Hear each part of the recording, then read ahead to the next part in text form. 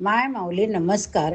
विविध महान संत, महिमा ग्रंथ, महिमाश्री संत तुकाराम महाराज, भाग तिसरा, कथासार अभिवाचन करत आहे.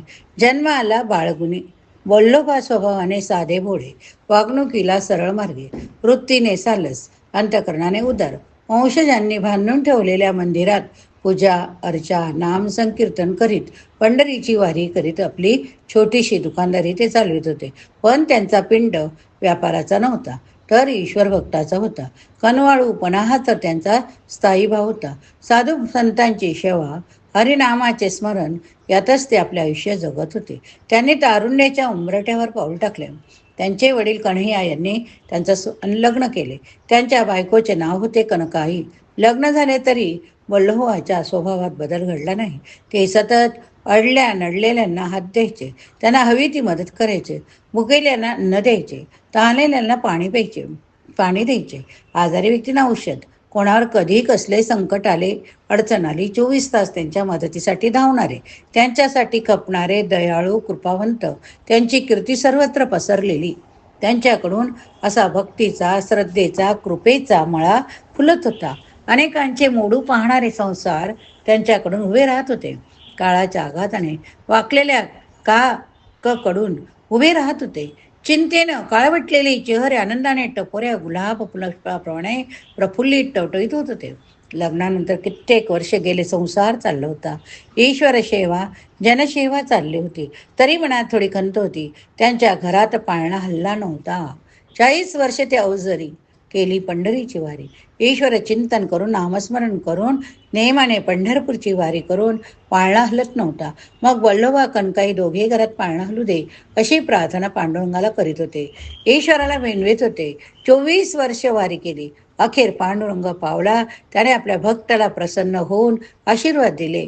वल्लोबाच्या वयाच्या 40व्या वर्षी कनकाईला पहिल्यांदा दिवस गेले. यथा काळ ती प्रसूत झाली. पहिला मुलगा झाला. घरात आनंदी आनंद झाला. मुलाचे नाव ठेवले सावजी. कनकाईला परत दिवस गेले. दुसऱ्यांदा तिला डोहाय लागले. डोहाय कसले तर साधू संतांचे दर्शन घ्यावे, विठ्ठलाचे भजन करावे, कीर्तन करावे. हे डोहाळे पुरविण्यात अडचण कसलीच नव्हती, कारण घरातले वातावरण हेच होते. या भक्तीचे फळे तिला मिळाले. तिने एका चांगल्या गुडगुडीत मुलाला जन्म दिला. बाळाचे बारसं केलं. नाव ठेवलं तुकाराम. काय नाव ठेवलं? तुकाराम. कनकाईची 3ऱ्या वेळेस प्रसूती झाली. तिला मुलगा झाला. नाव ठेवले कान्होबा. सावजी, तुकाराम, कान्होबा तिघे भाऊ. 2 बहिणीही होत्या, पण सर्व दूर नाव पसरले ते तुकारामाचे. तुकारामाचा जन्म इसवी सन 1608 मध्ये देऊगावात.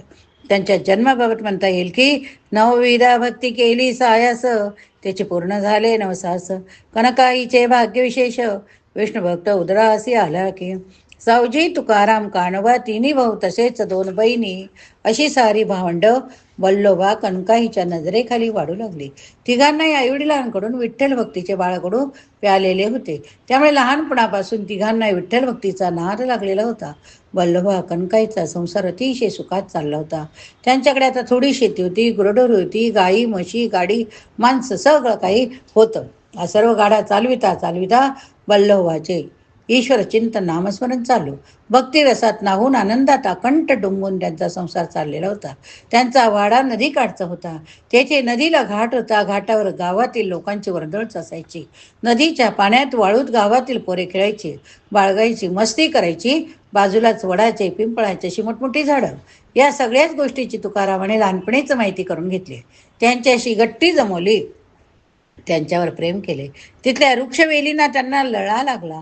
तुकाराम त्यांच्यावर जीव टाकत होते. म्हणून पुढील आयुष्यात केलेल्या अभंगात त्यांनी म्हटले. काय म्हटले आपण अभंग बघूया. वृक्षवल्ली अम्मा सोयी रे वनचरे, पक्षी सुस्वरे आळवीती, येणे सुखे रुचे एकांताचा वास, नाही गुणदोषंगा येत आकाश मंडप पृथ्वी आसन, रमे तेथे मन क्रीडा करी कथा कमंडलू देह उपचारा, जानवी तुम्हारा वसरू हरिकथा भोजन परवडी विस्तार, करोणी प्रकार सेवरूची तुका म्हणे होय मनासी संवाद, हा फुलाची वाद आपणासी. तुकारामास तिन्ही भावंडांचे बालपण अगदी मजेत आनंदात गेले. घरची शेतीवाडी होती, गाईडूर होती, त्यामुळे दूध दही तुपाची कधी वानवा नव्हती. खाण्यापिण्याची ददात नव्हती. खेळणं बागडणं लोळणं आपल्या मित्रांबरोबर मस्ती करणं यात फार मजेत दिवस चालले होते. घरच्या गाईगुरांना ते चरायला रानात घेऊन जात. इंद्रायणीच्या तीरावर गुरे चरायला सोडून आपण एखाद्या मोठ्या वृक्षाखाली झाडाखाली बसत बरोबरच्या सवंगड्यांनी तेथे बोलून घेत. मग नामदेव महाराज व इतर संतांच्या भंग म्हणून सरत बसत असत. हे पाठ असलेला अभंग म्हणता म्हणता दिवस कसा निघून जाई कळत नव्हते. तुकारामाने पुढे लिहिलेले अभंग वाचले तर आपणास दिसून येते की लहानपणी चेंडू फळी हुंबरी हुतुतू विटी दांडू लगोऱ्या वाघोडी भोरे खेळ अतिशय आवडीने खेळत असावे. याशिवाय टिपऱ्या हमामा फुगड्या खेळातही त्यांना खूप रस असावा. खेळासंबंधी अनेक सुंदर अभंगाच्या रचना त्यांनी केलेल्या. तुकारामाच्या गाथेमधील अभंगामधून खेळाची जितकी विविधता दिसून येते तेवढी कुठल्याही अन्य संतांच्या साहित्यात दिसत नाही. घरचे दूध तूप असल्याने त्यांची प्रकृती चांगली दष्टपुष्ट अशीच होती. ते प्रत्येक खेळात पटाईत होते. मित्रांबरोबर जर ते आट्यापिट्या खेळू लागले तर ते कुणाला चरत नसत. प्रत्येक वेळी जिंकण्याच्या जिद्दीनेच ते खेळत असत. अशा तऱ्हेने गुरे घेऊन गेल्यावर अभंग म्हणून झाल्यावर पाण्यात मनसोक्त डुंबावे, खेळ खेळावे, भरपूर हुंडळावे.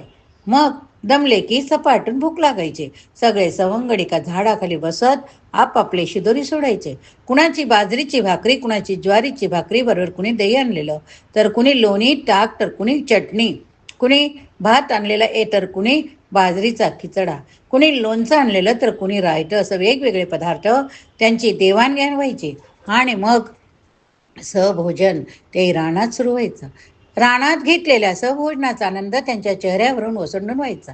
मग तृप्तीचा ढेकर देत परत रानात पटकणे सुरू व्हायचे. त्या काळात सुसंस्कृत प्रतिष्ठित घराण्यातील व्यक्तीचे जसे शिक्षण होत असे त्याचप्रमाणे तुकारामाचे शिक्षण झाले होते असे आपणास दिसून येते.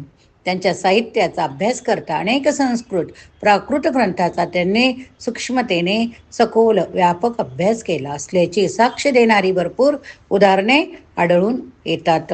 त्यांच्या काही अभंगावरून दिसून येते की ते भक्ती मार्गात असतानाच त्यांना पातंजल योग मार्गाची चांगली माहिती मिळाली होती. त्यांच्या रहाट्या वाड्यात त्यांच्या मालकीचे विठ्ठल मंदिर होते. तेथे नित्य नैमित्तिक भजन कीर्तन प्रवचनाचे कार्यक्रम होत. हे सर्व ऐकूनच अगदी लहान वयातच त्यांच्या बहुश्रुतपणा आला. व्यवहार सांभाळण्याच्या दृष्टीने लेखन वाचन हिशोब जमा खर्च या गोष्टीचे त्यांनी शिक्षण घेतले. फक्त आपण क्षुद्र जातीचे असल्याने वेद अध्ययन करू शकलो नाही याची त्यांना खंत वाटत होती. अशा तऱ्हेने हसत बागडत खेळत शिकत तुकारामाच्या वयाची 10-12 वर्षे निघून गेले. चिंता नाही, काळजी नाही, खाण्यापिण्याची कमतरता नाही, आईवडिलांचे भरपूर प्रेम असे हे दिवस होते. आता बघूया तुकारामांचा विवाह झाला. अगदी लहानपणीच मुलामुलींचे लग्न करून देण्याचा तो काळ. 10-12 वर्षाचा मुलगा म्हणजे घोड नवरा तर 7-8 वर्षाची मुलगी घोड नवरी मानली जायची.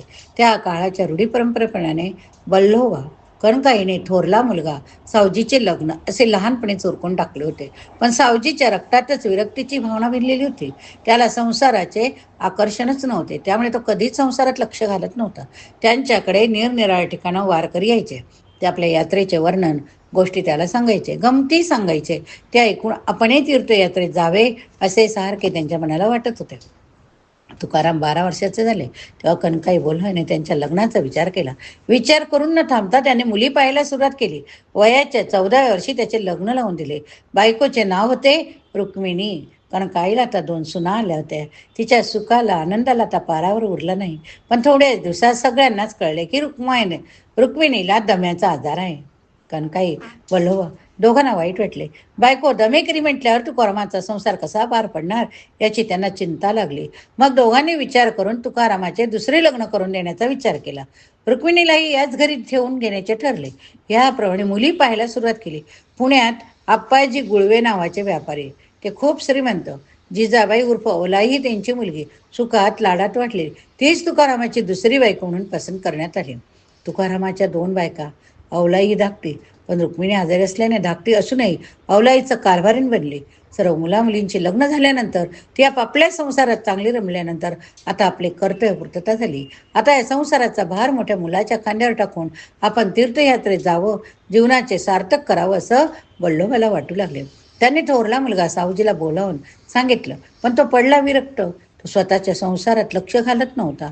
तो सर्वांच्या संसाराचा भार व्हायला कसा काय तयार होणार?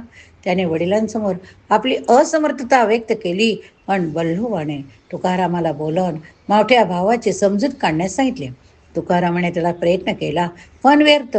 शेवटी तुकारामाने हा भार स्वतःच्या खांद्यावर घ्यायचे वचन वडिलांना दिले.